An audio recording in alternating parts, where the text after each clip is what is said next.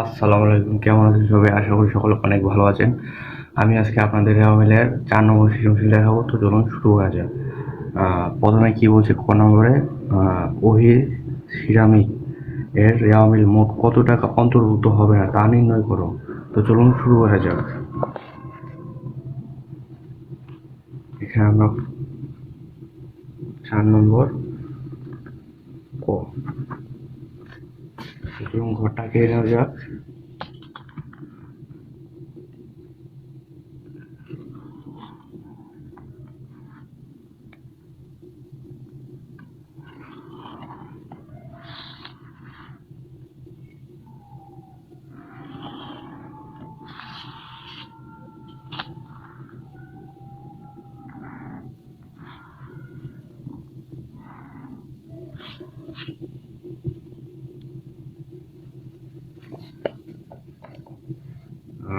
বিবরণ,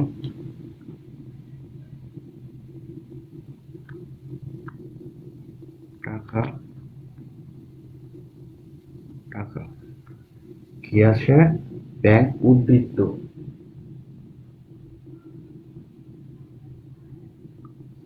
ব্যাংক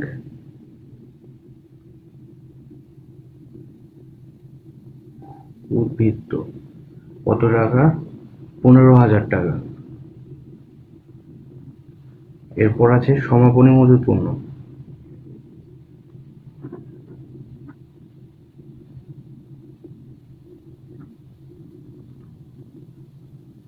সমাপনী মজুত পণ্য কত টাকা? 22,000 টাকা।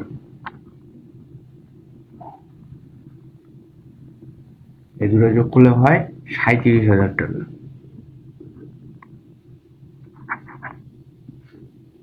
ক নাম্বারটা হয়ে গেল। তো চলুন খ নাম্বারটা শুরু করা যাক।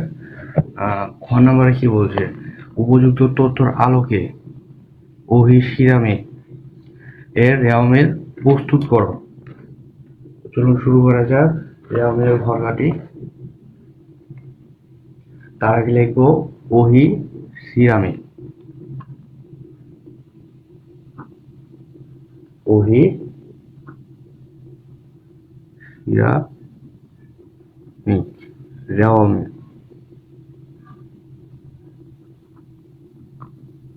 রেওয়ামিল 31শে ডিসেম্বর, 31শে ডিসেম্বর 2017। চলুন এবার আমরা ঘরটা কেটে নিই।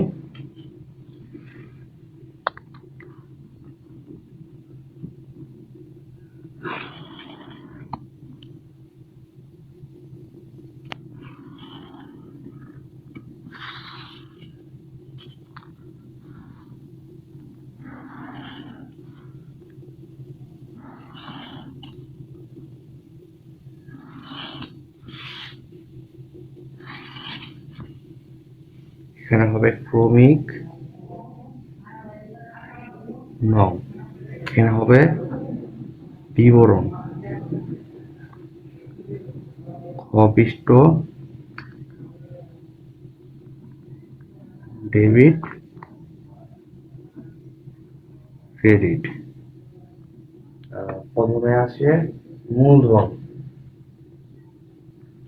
প্রথমে আছে মূলধন, মূলধন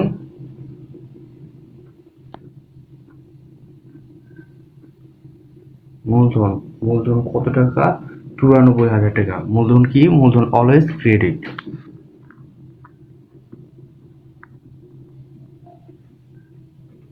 এরপরে আছে পাওনাদার, পাওনা পাওনা কত টাকা? 22,000 টাকা। 22,000 টাকা কি? ডেবিট। এরপর আছে দেনা,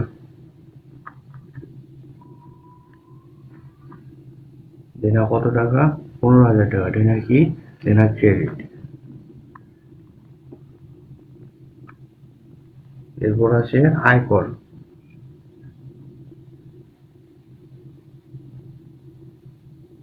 আয়কর কত টাকা? 10,000 টাকা। আয়কর কি? আয়কর ডেবিট। এরপর আছে ক্রয়। ক্রয় কত টাকা? 1,30,000 টাকা। ক্রয় কি? ক্রয় ডেবিট। এরপর আছে বিক্রয়। বিক্রয় কত টাকা? 1,45,000। বিক্রয় 1,45,000। বিক্রয় কি? বিক্রয় ক্রেডিট।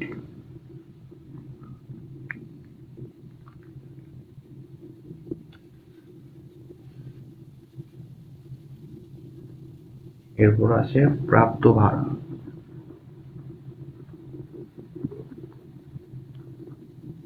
প্রাপ্ত ভাড়া কত টাকা? 13,000 টাকা। প্রাপ্ত ভাড়া কি? প্রাপ্ত ভাড়া ক্রেডিট। এরপর আছে প্রশিক্ষণ ভাতা।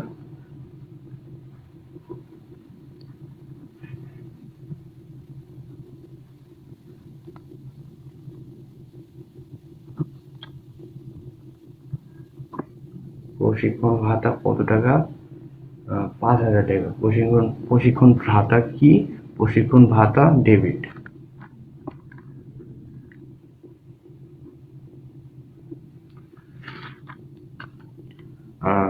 এরপর আছে রপ্তানি শুল্ক।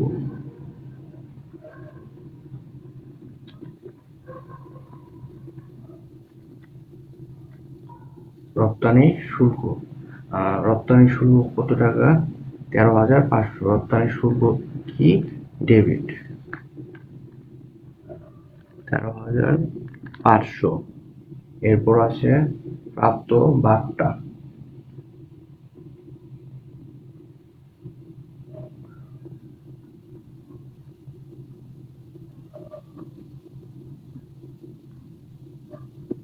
প্রাপ্ত বার্তা কত টাকা? 12,000 টাকা। প্রাপ্ত বার্তা কি? ক্রেডিট।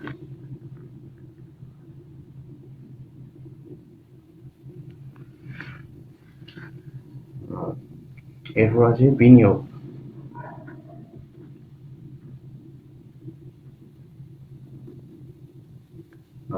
বিনিয়োগ কত টাকা? 15,000 টাকা। বিনিয়োগ কি? বিনিয়োগ হলো ডেবিট।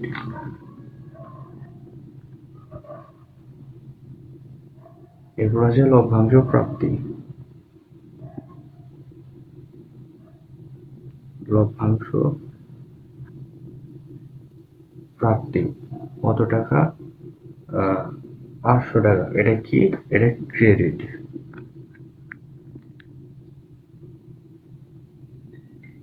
এরপর আছে আসবাবপত্র।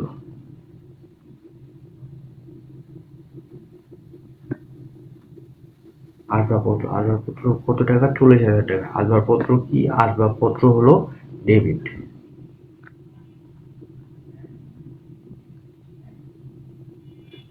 এরপর আছে প্রারম্ভিক মজুত পণ্য।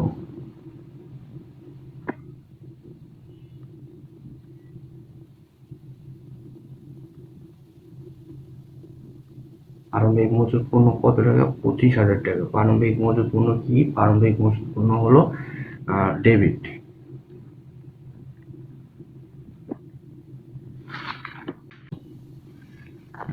হয়ে যাবে আশা করে। এরপর আছে 15 নম্বর। এটা কি? সমাপনী ব্যাংক জমা। সমাপনী ব্যাংক জমা কত টাকা? 16,000 টাকা। এটা কি? এটা ডেবিট। 16,000 টাকা। 16 নম্বর আছে আন্তঃফেরত। আন্তঃফেরত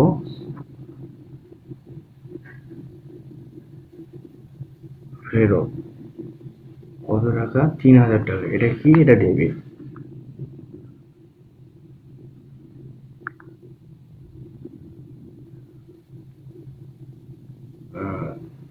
সবগুলো যোগ করলে হয় 2,79,500।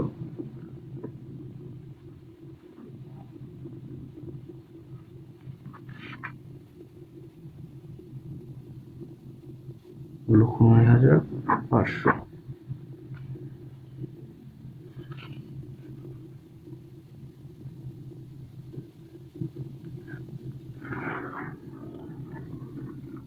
নম্বর এ পর্যন্তই। চলুন এবার আমরা ঘ নম্বরটা শুরু করা যাক। ঘ নম্বরে কি বলছে? ঘ নম্বর বলছে উপযুক্ত তথ্যের আলোকে মুনাফা জাতীয় আয় মুনাফা জাতীয় ব্যয়ের পরিমাণ নির্ণয় করো। তো চলুন শুরু করা যাক।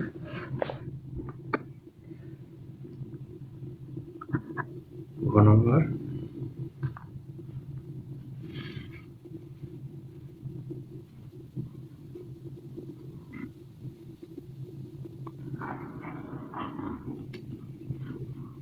মুনাফা জাতীয় আয়, মুনাফা জাতীয় আয় কি আছে? বিক্রয়। প্রথমে আছে বিক্রয়। বিক্রয় কত টাকা? 1,45,000। এরপর আছে আন্তঃফেরত মাইনাস আন্তঃফেরত কত টাকা? 3,000 টাকা। মাইনাস করলে হয় 1,42,000 টাকা। এরপর আছে প্রাপ্ত ভাড়া।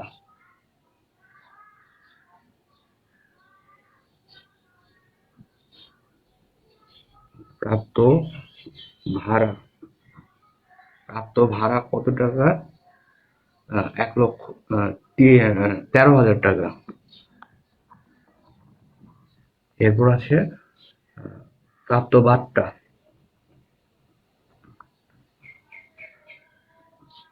প্রাপ্ত বাট্টা কত টাকা? 12,000 টাকা। এরপর আছে লভ্যাংশ প্রাপ্তি।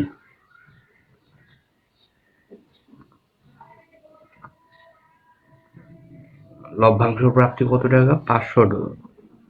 500 টাকা যোগ করলে হয় 1,67,500। 1,67,500। এরপর আছে মুনাফা জাতীয় ব্যয়। মুনাফা জাতীয় ব্যয় ব্যয় কি আছে? প্রথমে লিখবো আমরা বিক্রিত পণ্যের ব্যয়।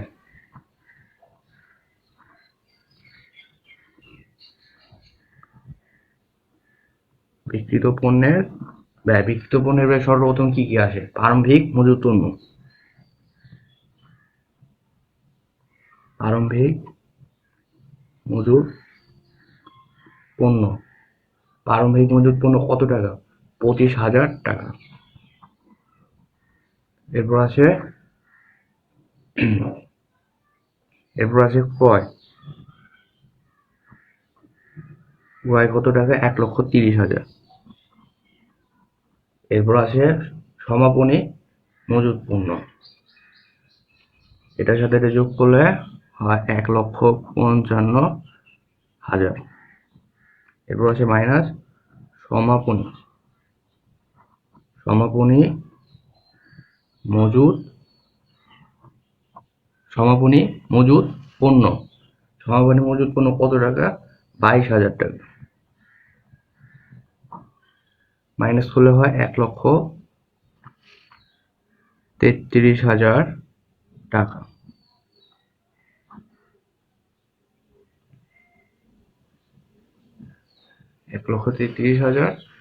টাকা। এরপর আছে প্রশিক্ষণ ভাতা। প্রশিক্ষণ ভাতা কত টাকা? 5,000 টাকা।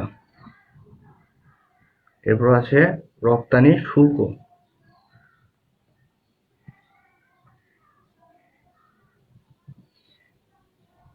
রপ্তানি শুল্ক কত টাকা? 13,500। যোগ করলে হয় 18,500। এরপর এটার সাথে আর 33,000, 1,33,000, 1,33,000-এর সাথে 18,500 যোগ করলে হয় 1,51,500, 500, এটাই অ্যান্সার। আজকে এ পর্যন্তই। আশা করি সকলে ভিডিওটা শেষ পর্যন্ত দেখছেন, এবং ভালো লাগে থাকলে অবশ্যই একটা লাইক দিবেন।